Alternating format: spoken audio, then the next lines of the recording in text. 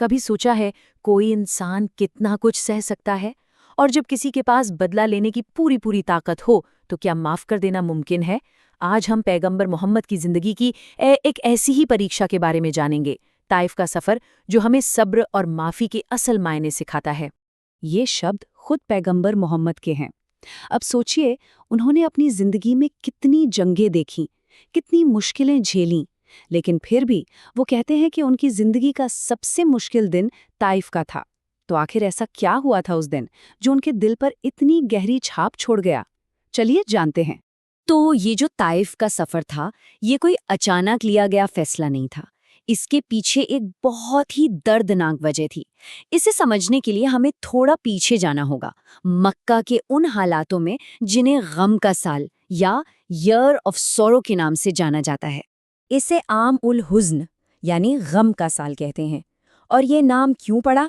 क्योंकि सिर्फ एक साल के अंदर पैगंबर मोहम्मद सल्लल्लाहु अलैहि वसल्लम ने अपनी जिंदगी के दो सबसे बड़े सहारे खो दिए थे, एक के बाद एक।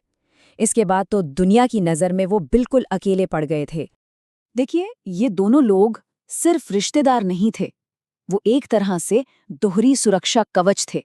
हजरत खदीजा घर के अंदर उनका सबसे बड़ा इमोशनल सपोर्ट थी, उन्हें हिम्मत देती थीं, और उनके चाचा अबू तालिब वो बाहर की दुनिया में, समाज में उनकी ढाल थे, दुश्मनों से बचाते थे। तो जब ये दोनों ही नहीं रहे तो मक्का में रहना और अपने पैगाम को फैलाना लगभग नामुमकिन सा हो गया। अब एक नई जगह की तलाश सिर्फ एक ऑप्शन नहीं बल्कि मजबूरी बन चुकी थी। और इसी सबसे मुश्किल दौर में एक उम्मीद नजर आई, ताइफ शहर। ये फैसला हुआ कि अब वहीं जाकर मदद मांगी जाएगी, एक नई शुरुआत की कोशिश की जाएगी। लेकिन ये सफर कोई आसान सफर नहीं था। करीब 100 किलोमीटर का रास्ता, वो भी पैदल, और उस वक्त पैगंबर की उम्र 50 साल थी। जरा सोचिए, आज भी ये कितना मुश्किल चैलेंज होगा। तो ये सिर्फ एक रैंडम यात्रा नहीं थी, ये एक सोची समझी कोशिश थी। ताइफ का जो कबीला था, सकीफ, वो मक्का के कुरैश के बाद उस इलाके की दूसरी सबसे बड़ी पावर था। तो उम्मीद ये थी कि शायद ये लोग बात को समझेंगे और इस्लाम के पैगाम को कबूल कर लेंगे। लेकिन जो उम्मीद लेकर वो गए थे ताइफ में, उसका ठीक उल्टा हुआ। वहां उनका स्वागत जिस तरह से हुआ वो शायद किसी ने सोचा भी नहीं था। और यहीं से ये सफर अपने सबसे दर्दनाक मोड़ पर पहुंचता है। जब पैगंबर ने शहर के 3 बड़े सरदारों से बात की, उन्हें अपना पैगाम सुनाया, तो उन्होंने न सिर्फ उनकी बात को सिरे से खारिज कर दिया, बल्कि उनका मजाक उड़ाते हुए कुछ इस तरह के अपमानजनक शब्द कहे। बात सिर्फ मजाक उड़ाने और बेइज्जती पर ही नहीं रुकी, बल्कि यहाँ से हालात बहुत बहुत ज्यादा बिगड़ गए। जब पैगंबर ने कहा कि ठीक है, अगर आप मेरी बात नहीं मानते तो कम से कम इसे राज रखिएगा, तो उन्होंने वो भी नहीं माना। उल्टा उन्होंने शहर के आवारा लड़कों और गुलामों को उनके पीछे लगा दिया। उन्हें शहर से बाहर खदेड़ा गया और उन पर पत्थर बरसाए गए। पत्थरबाजी इतनी ज्यादा हुई कि उनके पैरों से खून बहने लगा, उनके जूते खून से भर गए।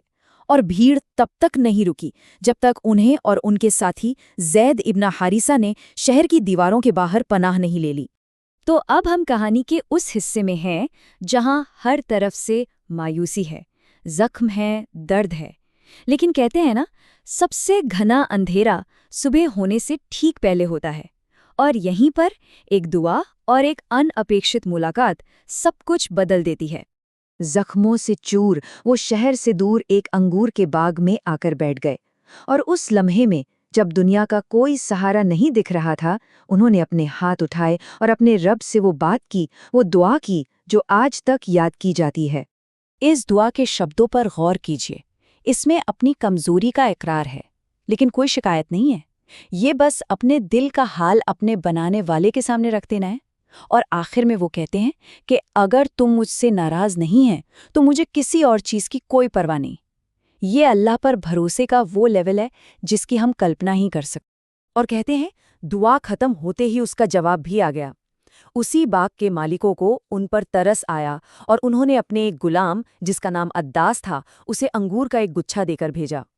जब पैगंबर ने खाने से पहले बिस्मिल्लाह कहा तो अद्दास हैरान रह गया। उसने कहा, ये शब्द तो यहाँ के लोग नहीं बोलते। और फिर जब उसे पता चला कि ये वही पैगंबर हैं जिनकी खबर उसकी किताबों में थी, तो वो उनके जख्मी पैरों और हाथों को चूमने लगा। सोचिए, जिन लोगों से उम्मीद थी उन्होंने पत्थर मारे और एक अजनबी ने आकर मरहम लगा दिया। अब आता है इस कहानी का वो हिस्सा जो इसे हमेशा हमेशा के लिए यादगार बना देता है। एक ऐसा लम्हा जहां इंतकाम और रहमत के बीच एक को चुनना था। कहते हैं कि फरिश्ता जिब्रील पहाड़ों के फरिश्ते के साथ आए और पहाड़ों के फरिश्ते ने पैगंबर से इजाज़त मांगी कि अगर आप कहें तो मैं इन दोनों पहाड़ों को मिलाकर इस पूरी बस्ती को ख़त्म कर दूं। मतलब बदला लेने की पूरी पावर उनके एक इशारे पर थी। अब जरा सोचिए, जिस इंसान के पैर लहूलुहान हों, जिससे अभी अभी इतना जलील किया गया हो, वो क्या जवाब देगा? उन्होंने कहा, नहीं, बल्कि मुझे उम्मीद है कि अल्लाह इनकी आने वाली नस्लों में से ऐसे लोग पैदा करेगा जो सिर्फ एक खुदा की इबादत करेंगे। उन्होंने उन लोगों को नहीं, बल्कि उनकी आने वाली पीढ़ियों को देखा, इंतकाम के ऊपर रहमत को चुना। तो जब हम इस पूरी कहानी को देखते हैं तो इससे हमें क्या सबक मिलता है? इसका निचोड़ क्या है? अगर दुनिया की नज़र से देखें तो ताइफ का ये सफ़र शायद एक फेलियर था। कोई उनकी बात नहीं माना, उल्टा जुल्म हुआ। लेकिन रूहानी तौर पर ये एक बहुत बड़ी जीत थी। ये कहानी हमें सिखाती है कि असल जीत हमेशा फौरन नहीं मिलती और किसी के कैरेक्टर का असली टेस्ट तो मुश्किल वक्त में ही होता है। और ये कहानी हमारे लिए एक बहुत बड़ा सवाल छोड़ जाती है। जीत का असली मतलब क्या है? क्या जीत बदला लेने में है, या माफ कर देने में और आने वाले कल के लिए उम्मीद रखने में? असल विक्ट्री किसे कहते हैं? सोचिएगा जरूर।